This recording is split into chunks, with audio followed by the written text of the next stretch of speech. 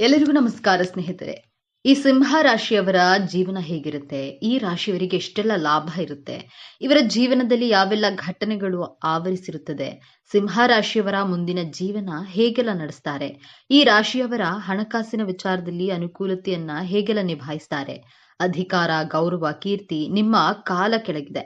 ಇದು ಕೇವಲ ಕಲ್ಪನೆಯಲ್ಲ, ಇದು ಸಿಂಹ ರಾಶಿಯಲ್ಲಿ ಜನಿಸಿದವರ ಹುಟ್ಟುಗುಣ. ಆದ್ರೆ ಜಗತ್ತನ್ನೇ ಆಳುವ ಈ ರಾಜನ ಹೃದಯದೊಳಗೆ ಅಡಗಿರುವ ಭಾವನೆಗಳೇನು, ಸೂರ್ಯನಂತೆ ಪ್ರಜ್ವಲಿಸುವ ಇವರ ವ್ಯಕ್ತಿತ್ವದ ಹಿಂದೆ ಇನ್ಯಾರಿಗೂ ಕಾಣದ ಕರಾಳ ಸತ್ಯ ಇದೆ. ಬನ್ನಿ. ಸಿಂಹ ರಾಶಿಯ ಬಂಧುಗಳೇ, ನೀವು ಈಗ ನೋಡುತ್ತಿರುವ ಈ ವಿಡಿಯೋ ಆಕಸ್ಮಿಕವಾಗಿ ನಿಮ್ಮ ಮುಂದೆ ಬಂದಿಲ್ಲ. ನಿಮ್ಮ ಜೀವನದ ಅತ್ಯಂತ ನಿರ್ಣಾಯಕ ಘಟ್ಟದಲ್ಲಿ ನಿಂತಿರುವ ನಿಮಗೆ ನಿಮ್ಮ ಇಷ್ಟ ದೇವರು ಅಥವಾ ನಿಮ್ಮ ಕುಲದೇವರು ಒಂದು ಪ್ರಮುಖ ಸಂದೇಶವನ್ನ ನೀಡಲು ಬಯಸಿದ್ದಾರೆ. ಇಷ್ಟು ದಿನ ನೀವು ಅನುಭವಿಸಿದ ನೋವು, ಅವಮಾನ, ಕಷ್ಟಗಳಿಗೆ ಪ್ರತಿಫಲ ಸಿಗುವ ಸಮಯ ಬಂದಿದೆ.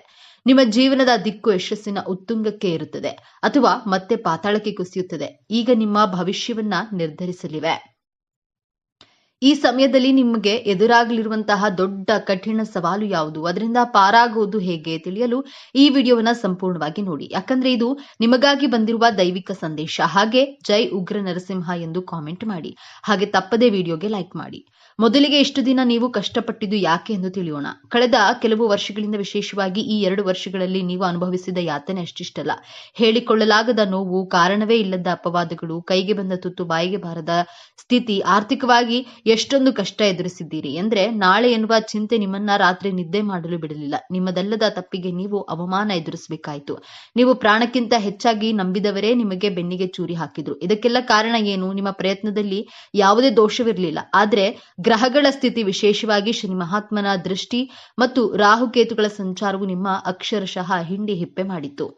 ಇದು ನಿಮ್ಮ ಜೀವನದ ಒಂದು ಅಗ್ನಿ ಪರೀಕ್ಷೆಯಾಗಿತ್ತು. ದೇವರು ನಿಮ್ಮನ್ನ ಶುದ್ಧ ಚಿನ್ನವನ್ನಾಗಿ ಮಾಡಲು ಇಷ್ಟೆಲ್ಲ ಪರೀಕ್ಷೆಗಳನ್ನ ಕೊಟ್ಟನು. ಆದ್ರೆ ಆ ಕಷ್ಟದ ದಿನಗಳು, ಆ ಕರಾಳ ಅಧ್ಯಾಯ ಈಗ ಮುಗಿಯುವ ಹಂತಕ್ಕೆ ಬಂದಿದೆ. ಹೌದು, ಈ ಸಮಯವನ್ನ ನಿಮ್ಮ ಜೀವನದ ಸುವರ್ಣ ಯುಗ ಎಂದು ಬರೆದಿಟ್ಕೊಳ್ಳಿ. ಗುರುಬಲದ ಸಂಪೂರ್ಣ ಕೃಪೆ ಮತ್ತು ನೀವು ಪಟ್ಟ ಶ್ರಮಕ್ಕೆ ಶನಿ ಮಹಾತ್ಮನು ಈಗ ಪ್ರತಿಫಲವನ್ನ ನೀಡಲು ಸಿದ್ಧನಾಗಿದ್ದಾನೆ. ನಿಮ್ಮ ಜೀವನದ ಪ್ರತಿಯೊಂದು ಕ್ಷೇತ್ರವು ಹೇಗೆ ಅದ್ಭುತವಾಗಿ ಬದಲಾಗುತ್ತೆ ಎಂದು ಈಗ ಒಂದೊಂದಾಗಿ ನೋಡೋಣ. ಮೊದಲನೆಯದಾಗಿ ನಿಮ್ಮ ವೃತ್ತಿ ಜೀವನ. ಎಷ್ಟೋ ದಿನಗಳಿಂದ ಒಂದೇ ಜಾಗದಲ್ಲಿ ಕೂತು ಎಷ್ಟೇ ಪ್ರಾಮಾಣಿಕವಾಗಿ ದುಡಿದ್ರೂ ನಿಮಗೆ ಪ್ರಶಂಸೆ ಸಿಗ್ಲಿಲ್ಲ, ಪ್ರಮೋಷನ್ ಕೂಡ ಸಿಗ್ಲಿಲ್ಲ. ನಿಮ್ಮ ಮೇಲಾಧಿಕಾರಿಗಳು ನಿಮ್ಮನ್ನ ಗುರುತಿಸುತ್ತಲೇ ಇರಲಿಲ್ಲ. ಆದ್ರೆ ಈ ಉತ್ತಮ ಸಮಯದಲ್ಲಿ ಗ್ರಹಗಳ ಸಂಚಾರವು ನಿಮ್ಮ ವೃತ್ತಿ ಸ್ಥಾನವನ್ನ ಅತ್ಯಂತ ಬಲಪಡಿಸುತ್ತಿದೆ. ಯಾರು ನಿಮ್ಮನ್ನ ತುಳಿಯಲು ಪ್ರಯತ್ನಿಸ್ತಿದ್ರೋ ಅವರೇ ನಿಮ್ಮ ಸಹಾಯವನ್ನ ಕೇಳಿ ಬರುವ ಸಮಯವಿದು. ಅನಿರೀಕ್ಷಿತವಾಗಿ ಒಂದು ದೊಡ್ಡ ಜವಾಬ್ದಾರಿ ಅಥವಾ ನೀವು ವರ್ಷಗಳಿಂದ ಕಾಯುತ್ತಿದ್ದ ಕೆಲಸ ನಿಮ್ಮ ಕೈ ಸೇರಲಿದೆ. ಇನ್ನು ಉದ್ಯೋಗ ಬದಲಾವಣೆ ಮಾಡಬೇಕು ಎಂದುಕೊಂಡವರಿಗೆ, ಈಗಿರುವ ಕೆಲಸ ಬಿಡಬೇಕಾ ಬೇಡವಾ ಎಂಬ ಮಹಾ ಗೊಂದಲದಲ್ಲಿದ್ದ ನಿಮಗೆ ಈ ಸಮಯ ಅತ್ಯಂತ ಶುಭ ಸಮಯ. ನಿಮಗೆ ಬರುವ ಹೊಸ ಉದ್ಯೋಗದ ಅವಕಾಶಗಳು ನೀವು ಕನಸಿನಲ್ಲೂ ನಿರೀಕ್ಷೆ ಮಾಡೋದಕ್ಕಿಂತ ದೊಡ್ಡ ಮಟ್ಟದಲ್ಲಿರುತ್ತೆ. ಸಂಬಳ, ಹುದ್ದೆ ಎರಡರಲ್ಲೂ ದೊಡ್ಡ ಏರಿಕೆಯನ್ನ ಕಾಣ್ತೀರಿ. ವಿದೇಶಕ್ಕೆ ಹೋಗುವ ಪ್ರಯತ್ನದಲ್ಲಿದ್ರೆ, ವೀಸಾ ನಿರೀಕ್ಷೆಯಲ್ಲಿದ್ದವರಿಗೆ ಶುಭ ಸುದ್ದಿ ನಿಮ್ಮ ಕಿವಿಗೆ ಬೀಳಲಿದೆ. ಸರ್ಕಾರಿ ಉದ್ಯೋಗಕ್ಕಾಗಿ ಪರೀಕ್ಷೆ ಬರೆದು ಕಾಯ್ತಿರುವವರಿಗೆ ನಿಮ್ಮ ಹೆಸರು ಪಟ್ಟಿಯಲ್ಲಿ ಬರುವ ಸಾಧ್ಯತೆ ಸ್ಪಷ್ಟವಾಗಿ ಕಾಣ್ತಿದೆ. ಧೈರ್ಯವಾಗಿ ಮುನ್ನುಗ್ಗಿ ಯಶಸ್ಸು ನಿಮ್ಮದೇ. ಎರಡನೆಯದಾಗಿ ಶತ್ರುಗಳ ಕಾಟ ಮತ್ತು ಕೋರ್ಟ್ ಕಚೇರಿ ವಿಚಾರಗಳು. ನಿಮ್ಮ ಬೆನ್ನ ಹಿಂದೆ ಮಾತನಾಡುವವರು, ನಿಮ್ಮ ಏಳಿಗೆಗಳನ್ನ ಸಹಿಸದ ಗುಪ್ತ ಶತ್ರುಗಳು, ನಿಮ್ಮ ವಿರುದ್ಧವೇ ಪಿತೂರಿ ಮಾಡುವವರಿಂದ ನೀವು ಬಹಳಷ್ಟು ನೊಂದಿದ್ದೀರಿ. ಆದ್ರೆ ಈ ಸಮಯದಲ್ಲಿ ನಿಮ್ಮ ರಾಶಿಯಾಧಿಪತಿಯಾದ ಮಂಗಳನ ಕೃಪೆಯಿಂದ ಆ ಶತ್ರುಗಳು ತಾವಾಗಿಯೇ ನಾಶವಾಗ್ತಾರೆ. ಅವರ ನಿಜ ಬಣ್ಣ ಎಲ್ಲರ ಮುಂದೆ ಬಯಲಾಗುತ್ತೆ. ನಿಮಗೆ ಕೆಟ್ಟದ್ದು ಬಯಸಿದವರು ಅವರೇ ದೊಡ್ಡ ಕಷ್ಟಕ್ಕೆ ಸಿಲುಕೋದನ್ನ ನೀವು ನಿಮ್ಮ ಕಣ್ಣಾರೆ ಕಾಣ್ತೀರಿ. ನಿಮ್ಮ ಮೇಲಿದ್ದ ದೃಷ್ಟಿದೋಷ, ನಕಾರಾತ್ಮಕ ಶಕ್ತಿಗಳು ಸಂಪೂರ್ಣವಾಗಿ ದೂರವಾಗಲಿವೆ. ಇನ್ನು ಆಸ್ತಿ ವಿವಾದ, ಸುಳ್ಳು ಕೇಸುಗಳು ಅಥವಾ ವಿಚ್ಛೇದನದಂತಹ ಕೋರ್ಟ್ ಕಚೇರಿ ವಿಚಾರಗಳಲ್ಲಿ ಸಿಲುಕಿ ವರ್ಷಗಳಿಂದ ಅಲೆದು ನಿಮ್ಮ ಸಮಯ, ಹಣ ಮತ್ತು ಮಾನಸಿಕ ನೆಮ್ಮದಿ ಎಲ್ಲವೂ ಹಾಳಾಗಿತ್ತು. ಆದ್ರೆ ಇದೀಗ ದೈವಿಕ ನ್ಯಾಯ ನಿಮ್ಮ ಪರವಾಗಿ ನಿಲ್ಲಲಿದೆ. ಕೇಸಿನಲ್ಲಿ ನಿಮಗೆ ಜಯ ಸಿಗೋದು ನಿಶ್ಚಿತ. ನಿಮ್ಮ ಮೇಲಿದ್ದ ಅಪವಾದಗಳು ಸುಳ್ಳು ಎಂದು ಸಾಬೀತಾಗುತ್ತೆ. ನಿಮ್ಮ ಆಸ್ತಿ, ನಿಮ್ಮ ಗೌರವ ನಿಮಗೆ ಮರಳಿ ಸಿಗಲಿದೆ. ಮೂರನೆಯದಾಗಿ ಗಂಡ ಹೆಂಡತಿಯ ಸಂಬಂಧ, ಸಣ್ಣ ಸಣ್ಣ ವಿಷಯಕ್ಕೂ ಜಗಳ, ಅನಗತ್ಯ ಮನಸ್ತಾಪ, ಇಬ್ಬರ ನಡುವೆ ಮೂರನೇ ವ್ಯಕ್ತಿಯ ಪ್ರವೇಶದಿಂದ ಸಂಬಂಧವು ಹಳಸಿ ಹೋಗಿತ್ತು. ವಿಚ್ಛೇದನದ ಅಂಚಿಗೆ ತಲುಪಿದ್ದೀರಿ. ಆದ್ರೆ ಈ ಶುಭ ಸಮಯದಲ್ಲಿ ನಿಮ್ಮಿಬ್ಬರ ನಡುವಿನ ಪ್ರೀತಿಯನ್ನ ಮತ್ತೆ ಚಿಗುರಿಸುತ್ತದೆ. ಗುರುಬಲದಿಂದ ನಿಮ್ಮ ನಡುವಿನ ಎಲ್ಲಾ ತಪ್ಪು ತಿಳುವಳಿಕೆಗಳು ದೂರವಾಗಿ ಅನ್ಯೂನ್ಯತೆ ಹೆಚ್ಚುತ್ತದೆ. ನಿಮ್ಮ ಸಂಬಂಧ ಮತ್ತೆ ಮೊದಲಿನಂತೆ ಮಧುರವಾಗಲಿದೆ. ಇನ್ನು ಮದುವೆಯಾಗದ ಸಿಂಹರಾಶಿಯ ಯುವಕ ಯುವತಿಯರಿಗೆ ಉತ್ತಮವಾದ ಸಂಬಂಧವನ್ನ ಕೊಡಬಲ್ಲಿರಿ. ನಿಮ್ಮ ಮದುವೆ ನಿಶ್ಚಯವಾಗುವ ಎಲ್ಲಾ ಸಂಭವವಿದೆ. ಹಾಗೆ ಸಂತಾನ ಭಾಗ್ಯಕ್ಕಾಗಿ ಎಷ್ಟು ವರ್ಷಗಳಿಂದ ಕಾಯ್ತಿದ್ದ ದಂಪತಿಗಳಿಗೆ ವೈದ್ಯರ ಬಳಿ ಅಲೆದು ಸಾಕಾಗಿ ಪೂಜೆ ವ್ರತಗಳನ್ನ ಮಾಡಿ ಕಣ್ಣೀರು ಹಾಕಿದ್ದೀರಿ. ನಿಮ್ಮ ಈ ನೋವಿನ ಕಣ್ಣೀರಿಗೆ ಈಗ ಬೆಲೆ ಸಿಗಲಿದೆ. ಸಂತಾನ ಕಾರಕನಾದ ಗುರುವು ಗುರುವು ನಿಮ್ಮ ಪಂಚಮ ಸ್ಥಾನವನ್ನ ಬಲಪಡಿಸುತ್ತಿದ್ದಾನೆ. ನಿಮ್ಮ ಮನೆಯಲ್ಲಿ ತೊಟ್ಟಿಲು ತೂಗುವ ಶುಭ ಸುದ್ದಿ ನಿಮ್ಮ ಕಿವಿಗೆ ಬೀಳಲಿದೆ. ನಿಮ್ಮ ವಂಶ ಬೆಳಗಲು ಒಬ್ಬ ಕುಲದೀಪಕನ ಆಗಮನವಾಗಲಿದೆ. ನಾಲ್ಕನೆಯದಾಗಿ ನಿಮ್ಮ ಮಕ್ಕಳ ವಿದ್ಯಾಭ್ಯಾಸ, ನಿಮ್ಮ ಮಕ್ಕಳ ಹಠಮಾರಿತನ, ಓದಿನಲ್ಲಿ ಗಮನ ಇಲ್ಲದಿರುವುದು ಅಥವಾ ಅವರ ಆರೋಗ್ಯದ ಬಗ್ಗೆ ನಿಮಗೆ ದೊಡ್ಡ ಚಿಂತೆಯಾಗಿತ್ತು. ಅವರು ದಾರಿ ತಪ್ಪಿದ್ದಾರೆ ಎಂಬ ಭಯ ನಿಮ್ಮನ್ನ ಕಾಡ್ತಿತ್ತು. ಆದರೆ ಇದೀಗ ನಿಮ್ಮ ಮಕ್ಕಳಲ್ಲಿ ಅದ್ಭುತವಾದ ಸಕಾರಾತ್ಮಕ ಬದಲಾವಣೆಯನ್ನ ಕಾಣ್ತೀರಿ. ಅವರೇ ಜವಾಬ್ದಾರಿಯಿಂದ ಓದಲು ಪ್ರಾರಂಭಿಸ್ತಾರೆ. ಉನ್ನತ ಶಿಕ್ಷಣಕ್ಕಾಗಿ ಅವರು ಬಯಸಿದ ಕಾಲೇಜಿನಲ್ಲಿ ಸೀಟು ಸಿಗಲಿದೆ. ಅವರ ಆರೋಗ್ಯದಲ್ಲಿ ಚೇತರಿಕೆ ಕಂಡು, ಅವರ ನಡವಳಿಕೆಯಲ್ಲಿ ಸಕಾರಾತ್ಮಕ ಬದಲಾವಣೆ ಕಂಡು ಸಮಾಜದಲ್ಲಿ ನಿಮಗೊಂದು ಹೆಮ್ಮೆ ಮತ್ತು ಗೌರವವನ್ನ ತಂದುಕೊಡ್ತಾರೆ. ನಿಮ್ಮ ಚಿಂತೆ ದೂರವಾಗಲಿದೆ. ಐದನೆಯದಾಗಿ ನಿಮ್ಮ ಆರ್ಥಿಕ ಸ್ಥಿತಿ ಮತ್ತು ಅತ್ಯಂತ ಪ್ರಮುಖವಾದ ಬದಲಾವಣೆ, ನೀವು ನಂಬಿಕೊಟ್ಟ ಸಾಲ, ಆಪ್ತರಿಗೆ ಕೊಟ್ಟ ಹಣ ವಾಪಸ್ ಬಾರದೆ ನೀವು ಮೋಸ ಹೋಗಿದ್ರೆ ಆ ಹಣ ಇನ್ನೇನು ಬರೋದಿಲ್ಲ ನೀವು ಎಂದು ಕೈ ಚೆಲ್ಲಿದ್ದೀರಿ. ಆದ್ರೆ ಈಗ ಯಾರು ನಿಮ್ಮಿಂದ ಹಣ ಪಡೆದಿದ್ರೋ ಅವರೇ ನಿಮ್ಮನ್ನ ಹುಡುಕಿಕೊಂಡು ಬಂದು ನಿಮ್ಮ ಹಣವನ್ನ ವಾಪಸ್ ಕೊಡುವ ಚಮತ್ಕಾರ ನಡೆಯಲಿದೆ. ಅಥವಾ ಕಾನೂನಿನ ಮೂಲಕವಾದ್ರೂ ನಿಮ್ಮ ಹಣ ನಿಮ್ಮ ಕೈ ಸೇರುವುದು ಖಚಿತ.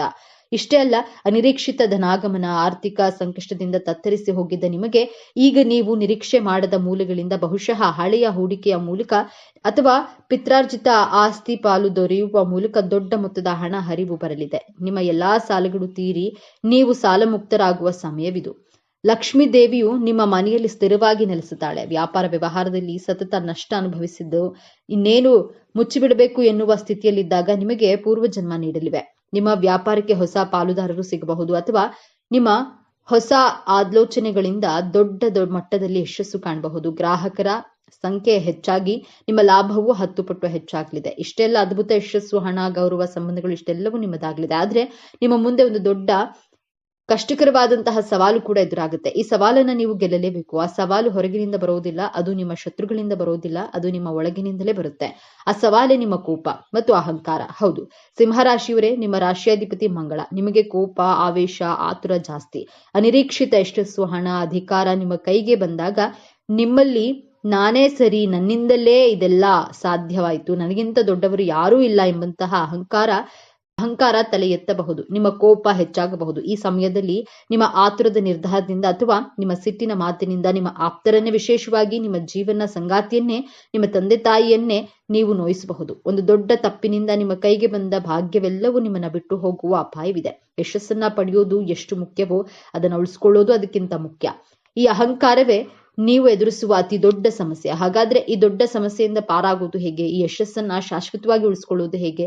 ಪರಿಹಾರ ತುಂಬಾ ಸರಳವಾಗಿದೆ, ಆದರೆ ಇದನ್ನ ನೀವು ಅತ್ಯಂತ ಶ್ರದ್ಧೆಯಿಂದ ಪಾಲಿಸಬೇಕು. ಮೊದಲನೇದಾಗಿ ಮೌನವನ್ನ ಅಭ್ಯಾಸ ಮಾಡಿ. ಅಂದ್ರೆ ಮಾತನಾಡುವ ಮೊದಲು 2 ಬಾರಿ ಯೋಚಿಸಿ. ನಿಮ್ಮ ಮಾತಿನಿಂದ ಯಾರಿಗೂ ಎಷ್ಟೇ ಸಣ್ಣವರಾದ್ರೂ ಅವರಿಗೆ ನೋವಾಗದಂತೆ ನೋಡ್ಕೊಳ್ಳಿ. ಎರಡನೆಯದಾಗಿ ನಿಮ್ಮ ರಾಶಿಯಾಧಿಪತಿಯಾದ ಕುಜನ ಉಗ್ರ ಸ್ವಭಾವವನ್ನ ಶಾಂತಗೊಳಿಸಲು ಪ್ರತಿ ಮಂಗಳವಾರ ಹತ್ತಿರದ ಆಂಜನೇಯನ ದೇವಸ್ಥಾನಕ್ಕೆ ಹೋಗಿ ಒಂದು ಹಿಡಿ ಬೆಲ್ಲವನ್ನ ದಾನ ಮಾಡಿ ಅಥವಾ ಅಲ್ಲಿರುವ ಹಸುವಿಗೆ ತಿನ್ನಿಸಿ. ಆಂಜನೇಯನನ್ನ ನಿಮ್ಮ ಕೋಪವನ್ನ ನಿಯಂತ್ರಿಸಿ ನಿಮಗೆ ವಿನಯವನ್ನ ಕರುಣಿಸುತ್ತಾನೆ. ಮೂರನೆಯದಾಗಿ ನಿಮ್ಮ ಯಶಸ್ಸು ಸಿಕ್ಕಾಗ, ಹಣ ಬಂದಾಗ ಅದನ್ನ ತಲೆಗೇರಿಸ್ಕೊಳ್ಬೇಡಿ. ತಕ್ಷಣ ನಿಮ್ಮ ಇಷ್ಟ ದೇವರನ್ನ ಅಥವಾ ಕುಲದೇವರನ್ನ ಮನಸ್ಸಿನಲ್ಲಿ ಸ್ಮರಿಸಿ. ಇದೆಲ್ಲ ನಿನ್ನ ಕೃಪೆ ಎಂದು ಕೃತಜ್ಞತೆಯನ್ನ ಸಲ್ಲಿಸಿ. ಯಶಸ್ಸು ಬಂದಾಗ ತಲೆಬಾಗಿರಿ. ಈ ಒಂದು ವಿನಯದೊಂದಿಗೆ ನಿಮ್ಮ ಎಲ್ಲಾ ಭಾಗ್ಯವನ್ನ ನಿಮ್ಮ ಬಳಿಯೇ ಉಳಿಸುತ್ತದೆ. ಸಿಂಹರಾಶಿಯವರೇ, ನಿಮ್ಮ ಜೀವನವನ್ನ ಸಂಪೂರ್ಣವಾಗಿ ಬದಲಾಯಿಸುವ ಶಕ್ತಿ ಹೊಂದಿದೆ. ನಿಮ್ಮ ವಿಜಯದ ಆರಂಭವಾಗಲಿದೆ. ನೀವು ಅನುಭವಿಸಿದ ಪ್ರತಿಯೊಂದು ನೋವಿಗೂ ಈಗ ಪ್ರತಿಫಲ ಸಿಗಲಿದೆ. ನಿಮ್ಮ ಕಣ್ಣೀರು ಈಗ ಆನಂದ ಭಾಷ್ಪವಾಗಿ ಬದಲಾಗುವ ಸಮಯ ಬಂದಿದೆ. ನೆನಪಿಡಿ, ಈ ವಿಡಿಯೋ ನಿಮಗೆ ತಲುಪಿದ್ದು ಆಕಸ್ಮಿಕವಲ್ಲ. ಇದು ನಿಮ್ಮ ಇಷ್ಟ ದೇವರು ನಿಮಗೆ ನೀಡುತ್ತಿರುವ ಸ್ಪಷ್ಟ ಸಂದೇಶ. ಈ ಅದ್ಭುತ ಸಮಯವನ್ನ ಸದುಪಯೋಗಪಡಿಸಿಕೊಳ್ಳಿ. ನಿಮ್ಮ ಜೀವನದ ಹೊಸ ಅಧ್ಯಾಯಕ್ಕೆ ತಯಾರಾಗಿರಿ. ನಿಮ್ಮ ನಂಬಿಕೆಯ ಸಂಕೇತವಾಗಿ ನಿಮ್ಮ ಜೀವನ ಬದಲಾಗಬೇಕು ಎನ್ನುವ ಸಂಕಲ್ಪದೊಂದಿಗೆ ತಪ್ಪದೆ ನಿಮ್ಮ ಕುಲದೇವರ ಅಥವಾ ನಿಮ್ಮ ಇಷ್ಟ ದೇವರ ಹೆಸರನ್ನ ಕಾಮೆಂಟ್ ಮಾಡಿ. ಆ ಭಗವಂತನು ನಿಮ್ಮನ್ನ ಸದಾ ಕಾಪಾಡಲಿ. ಸರ್ವೇ ಜನೋ ಸುಖಿನೋ ಭವಂತು. ಇದೇ ತರಹದ ಜ್ಯೋತಿಷಕ್ಕೆ ಸಂಬಂಧಪಟ್ಟಂತಹ ವಿಡಿಯೋ ನೋಡಲು ನಮ್ಮ ಚಾನೆಲ್ಗೆ ಸಬ್ಸ್ಕ್ರೈಬ್ ಆಗಿ. ಈ ಸಿಂಹ ರಾಶಿಯವರ ಜೀವನ ಹೇಗಿರುತ್ತೆ? ಈ ರಾಶಿಯವರಿಗೆ ಎಷ್ಟೆಲ್ಲ ಲಾಭ ಇರುತ್ತದೆ? ಇವರ ಜೀವನದಲ್ಲಿ ಯಾವೆಲ್ಲ ಘಟನೆಗಳು ಆವರಿಸುತ್ತದೆ? ಸಿಂಹ ರಾಶಿಯವರ ಮುಂದಿನ ಜೀವನ ಹೇಗೆಲ್ಲ ನಡೆಸ್ತಾರೆ? ಈ ರಾಶಿಯವರ ಹಣಕಾಸಿನ ವಿಚಾರದಲ್ಲಿ ಅನುಕೂಲತೆಯನ್ನ ಹೇಗೆಲ್ಲ ನಿಭಾಯಿಸ್ತಾರೆ? ಅಧಿಕಾರ, ಗೌರವ, ಕೀರ್ತಿ ನಿಮ್ಮ ಕಾಲ ಕೆಳಗಿದೆ. ಇದು ಕೇವಲ ಕಲ್ಪನೆಯಲ್ಲ, ಇದು ಸಿಂಹ ರಾಶಿಯಲ್ಲಿ ಜನಿಸಿದವರ ಹುಟ್ಟುಗುಣ. ಆದ್ರೆ ಜಗತ್ತನ್ನೇ ಆಳುವ ಈ ರಾಜನ ಹೃದಯದೊಳಗೆ ಅಡಗಿರುವ ಭಾವನೆಗಳೇನು? ಸೂರ್ಯನಂತೆ ಪ್ರಜ್ವಲಿಸುವ ಇವರ ವ್ಯಕ್ತಿತ್ವದ ಹಿಂದೆ ಇನ್ಯಾರಿಗೂ ಕಾಣದ ಕರಾಳ ಸತ್ಯ ಇದೆ. ಬನ್ನಿ, ಯಾರ ಸಹಾಯಕ್ಕೂ ಕಾಯದೆ ಒಬ್ಬಂಟಿಯಾಗಿ ನಿಮ್ಮ ಬದುಕನ್ನ ಬದಲಾಯಿಸುವಷ್ಟು ಸಾಮರ್ಥ್ಯವುಳ್ಳ, ಹಣಕ್ಕಿಂತ ಗೌರವಕ್ಕೆ ಬೆಲೆ ಕೊಡುವಂತಹ ಮಹತ್ವಾಕಾಂಕ್ಷಿ ಸ್ವಾಭಿಮಾನದ ರಾಜನ ರಾಶಿಯಾದಂತಹ ಸಿಂಹರಾಶಿ. ಸ್ನೇಹಿತರೆ, ನಿಮ್ಮ ಜೀವನದಲ್ಲಿ ಬರುವಂತಹ ಧರ್ಮ ಸಂಕಟಗಳನ್ನ ಹೇಗೆ ಕಡಿಮೆ ಮಾಡಿಕೊಳ್ಬೇಕು, ನಿಮ್ಮ ಜೀವನದಲ್ಲಿ ಯಶಸ್ಸಿನ ಪತಾಕೆಯನ್ನ ಹಾರಿಸಲು, ನೆಮ್ಮದಿಯಾಗಿರಲು ಯಾವ 5 ಪ್ರತಿಜ್ಞೆಗಳನ್ನ ಕೈಗೊಳ್ಳಬೇಕು ಎಂಬಂತಹ ಸೂಪರ್ ಇಂಟ್ರೆಸ್ಟಿಂಗ್ ವಿಚಾರಗಳನ್ನ ಈ ವಿಡಿಯೋದಲ್ಲಿ ತಿಳಿಸಿಕೊಡಲಿದ್ದೇನೆ. ಅದಕ್ಕೂ ಮುಂಚೆ ನೀವು ನಮ್ಮ ಚಾನಲ್ಗೆ ಸಬ್ಸ್ಕ್ರೈಬ್ ಆಗಿಲ್ಲದ್ರೆ ಈಗಲೇ ಸಬ್ಸ್ಕ್ರೈಬ್ ಆಗಿ, ಹಾಗೆ ವಿಡಿಯೋಗೆ ಲೈಕ್ ಮಾಡಿ, ವಿಡಿಯೋವನ್ನ ಸ್ಕಿಪ್ ಮಾಡದೆ ಕೊನೆ ತನಕ ನೋಡಿ. ಆತ್ಮೀಯ ಬಂಧುಗಳೇ, ಶ್ರೀಚಕ್ರದ 12 ರಾಶಿಗಳಲ್ಲಿ 5ನೇ ರಾಶಿ ಸಿಂಹ ರಾಶಿಯ ಬಗ್ಗೆ ಇಂದು ನಾವು ಮಾತನಾಡ್ತಿದ್ದೇವೆ. ಇದರ ಅಧಿಪತಿ ಗ್ರಹಗಳ ರಾಜನಾದ ಸೂರ್ಯ ಗ್ರಹ. ಬೆಂಕಿಯ ತತ್ವವನ್ನ ಹೊಂದಿರುವ ಈ ರಾಶಿಯ ಚಿಹ್ನೆ ಕಾಡಿನ ರಾಜಸಿಂಹ. ಸಿಂಹರಾಶಿಯವರಿಗೆ ಜ್ಞಾನ ಅನ್ನೋದು ತುಂಬಾ ಜಾಸ್ತಿಯೇ ಇರುತ್ತದೆ. ಜ್ಞಾಪಕ ಶಕ್ತಿ ಅನ್ನೋದು ಚೆನ್ನಾಗಿರುತ್ತೆ. ಇವರು ಯಾವುದೇ ಕೆಲಸ ಮಾಡಿದ್ರೂ ಸಹ ಪರ್ಫೆಕ್ಟ್ ಆಗಿ ಮಾಡ್ತಾರೆ. ಅಧಿಕಾರ ಪಡೆಯುವಂತಹ ವಿಚಾರಗಳಲ್ಲಿ ಆಸೆ ಹಾಗೂ ಆಸಕ್ತಿ ಜಾಸ್ತಿ ಇರುತ್ತೆ. ಈ ಸಿಂಹರಾಶಿಯವರ ಮನಸ್ಸು ಮಗುವಿನ ಮನಸ್ಸುಳ್ಳವರು ಎಂದೇ ಹೇಳಬಹುದು. ಇಷ್ಟೆಲ್ಲ ಇದ್ರೂ ಸಹ ಈ ಸಿಂಹರಾಶಿಯವರಿಗೆ ದಿಢೀರಂತ ಕೋಪ ಬಂದ್ಬಿಡುತ್ತೆ. ದಿಢೀರಂತ ಸಿಡ್ಕಾಡಿ ಬಿಡ್ತಾರೆ. ಸಿಂಹಕ್ಕೆ ಯಾವ ರೀತಿ ಕೋಪ ಇರುತ್ತೋ ಅದೇ ರೀತಿ ಇವರು ಕೋಪ ಕಡಿಮೆ ಆಗೋಕೆ ತುಂಬಾ ಸಮಯ ತಗೋತಾರೆ. ಈ 3 ಅಂಶಗಳೇ ಸಿಂಹರಾಶಿಯವರ ವ್ಯಕ್ತಿತ್ವದ ಅಡಿಪಾಯ. ಸೂರ್ಯನಿಲ್ಲದೆ ಜಗತ್ತಿಲ್ಲ. ಹಾಗೆಯೇ ಸೂರ್ಯನಂತೆ ಸಿಂಹರಾಶಿಯವರು ಎಲ್ಲಿಗೆ ಹೋದ್ರೂ ತಮ್ಮ ಪ್ರತಿಭೆಯನ್ನ ಬೀರುತ್ತಾರೆ. ಅವರ ಮಾತು, ನಡಿಗೆ, ನೋಟ ಎಲ್ಲದರಲ್ಲೂ ಒಂದು ರೀತಿಯ ಅಧಿಕಾರ ಮತ್ತು ಆತ್ಮವಿಶ್ವಾಸ ಎದ್ದು ಕಾಣುತ್ತೆ. ಅವರು ಗುಂಪಿನಲ್ಲಿ ಒಬ್ಬರಾಗಲು ಇಷ್ಟಪಡುವುದಿಲ್ಲ, ಬದಲಾಗಿ ಗುಂಪಿನ ನಾಯಕರಾಗಲು ಬಯಸ್ತಾರೆ. ಅವರು ಹುಟ್ಟಿನಿಂದಲೇ ನಾಯಕರು. ಅವರಿಗೆ ಗಮನದ ಕೇಂದ್ರ ಬಿಂದುವಾಗಿರೋದು ಅಂದ್ರೆ ಗಾಳಿಯಷ್ಟೇ ಅವಶ್ಯಕ. ಇದು ಅವರ ಅಹಂಕಾರವಲ್ಲ, ಇದು ಅವರ ಮೂಲ ಸ್ವಭಾವ. ಅವರ ವ್ಯಕ್ತಿತ್ವ ಒಂದು ತೆರೆದ ಪುಸ್ತಕದಂತೆ, ನೇರ ಮತ್ತು ಸ್ಪಷ್ಟ. ಮನಸ್ಸಿನಲ್ಲಿ ಒಂದನ್ನ ಇಟ್ಕೊಂಡು ಹೊರಗೆ ಇನ್ನೊಂದನ್ನ ಮಾತನಾಡುವ ಜಯಮಾನ ಇವರದ್ದಲ್ಲ. ಅವರ ಸ್ನೇಹ ಮತ್ತು ದ್ವೇಷ ಎರಡೂ ಬಹಿರಂಗ. ಇದೇ ಕಾರಣಕ್ಕೆ ಕೆಲವರು ಇವರನ್ನ ಪ್ರೀತಿಸ್ತಾರೆ, ಇನ್ನು ಕೆಲವರು ದ್ವೇಷಿಸ್ತಾರೆ. ಸಿಂಹರಾಶಿಯವರು ಒಂದು ಶಪಥವನ್ನ ಮಾಡಿದ್ರೆ ಅದನ್ನ ಕಾರ್ಯರೂಪಕ್ಕೆ ತರುವಂತಹ ತಾಕತ್ತು, ಶಕ್ತಿ ಸಿಂಹರಾಶಿಗೆ ಇದ್ದೇ ಇದೆ. ನೀವು ಮಾಡಬೇಕಾದಂತಹ ಮೊದಲನೆಯ ಶಪಥ, ನಿಮಗೆ ನೆಗೆಟಿವ್ ಪಾಯಿಂಟ್ಸ್ ಗಳನ್ನ ಹೇಳುವ ನಿಮ್ಮ ಶತ್ರುಗಳು, ನಿಮ್ಮ ಮಿತ್ರರು, ನಿಮ್ಮ ದೌರ್ಬಲ್ಯಗಳನ್ನ ಹೇಳುವವರ ಮಾತುಗಳನ್ನ ನೆಗೆಟಿವ್ ಆಗಿ ತೆಗೆದುಕೊಳ್ಬೇಡಿ. ಅದನ್ನೇ ಪಾಸಿಟಿವ್ ಆಗಿ ಕನ್ವರ್ಟ್ ಮಾಡ್ಕೊಳ್ಳಿ. ಅವರು ಹೇಳುವಂತಹ ವ್ಯಂಗ್ಯ ಮಾತುಗಳನ್ನ, ನೆಗೆಟಿವ್ ಮಾತುಗಳನ್ನ ನಿಮ್ಮಲ್ಲಿ ನೀವು ಚೇಂಜಸ್ ಮಾಡ್ಕೊಳ್ಳೋದಕ್ಕೆ ಪ್ರಯತ್ನವನ್ನ ಮಾಡಿ. ಆಗ ನಿಮ್ಮ ನೆರೆಹೊರೆಯವರು, ನಿಮ್ಮ ಸಂಬಂಧಿಕರು, ನಿಮ್ಮ ಸ್ನೇಹಿತರು ಹೇಳುವಂತಹ ನಿಮ್ಮಲ್ಲಿರುವಂತಹ ನೆಗೆಟಿವ್ ಗುಣಗಳನ್ನ ನೀವು ಸರಿ ಮಾಡ್ಕೊಳ್ತಾ ಹೋದ ಹಾಗೆ ಅವರು ನಿಮ್ಮಲ್ಲಿರುವಂತಹ ನೆಗೆಟಿವ್ ಹೇಳೋದಕ್ಕೆ ಅವಕಾಶನೇ ಇರೋದಿಲ್ಲ.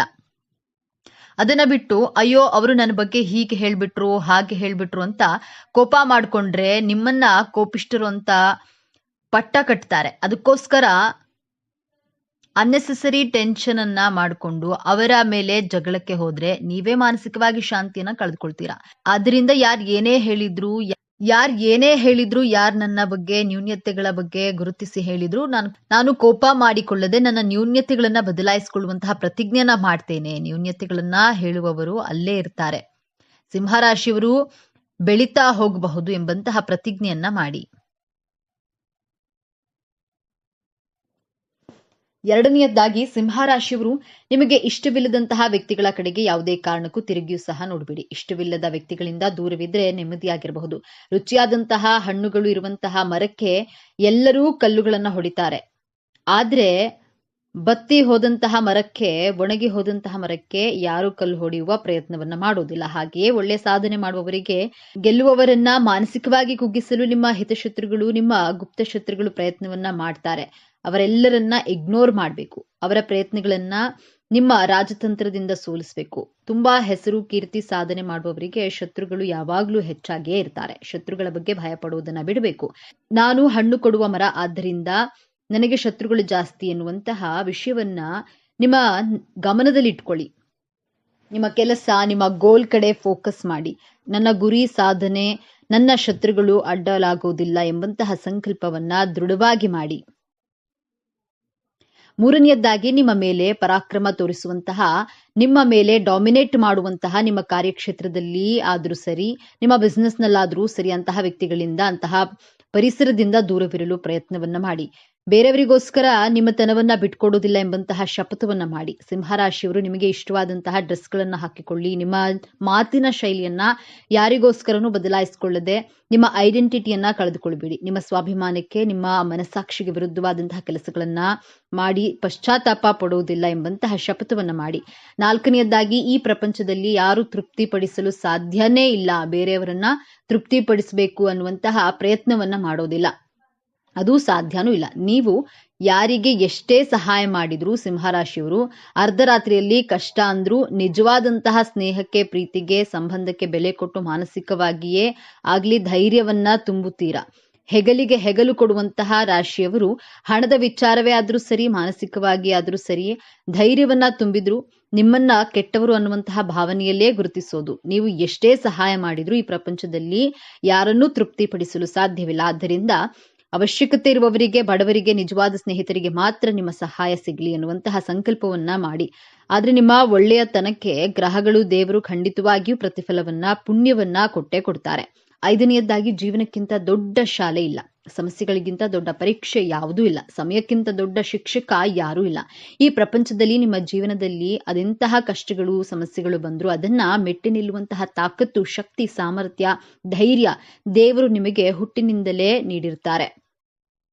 ನಿಮ್ಮ ರಕ್ತದ ಕಣಕಣದಲ್ಲಿಯೂ ಹೋರಾಟ ಮಾಡುವಂತಹ ಶಕ್ತಿ ಇದೆ, ಸಮಸ್ಯೆಗಳನ್ನ ಮೆಟ್ಟಿ ನಿಲ್ಲುವಂತಹ ಶಕ್ತಿ ಇದೆ. ಆದ್ರೆ ನಿಮ್ಮ ಸಮಯ ಬರುವವರೆಗೂ ನಾವು ಸತತ ಪ್ರಯತ್ನವನ್ನ ಪಟ್ಟು ಕಾಯಲೇಬೇಕು. ಸಮಯಕ್ಕಿಂತ ದೊಡ್ಡ ಶಿಕ್ಷಕ ಈ ಪ್ರಪಂಚದಲ್ಲಿ ಯಾರೂ ಇಲ್ಲ. ಆದ್ದರಿಂದ ನಾನು ಧೈರ್ಯಗೆಡುವುದಿಲ್ಲ ಎಂಬಂತಹ ದೃಢವಾದ ಪ್ರತಿಜ್ಞೆಯನ್ನ ಮಾಡಿ ನೋಡಿ.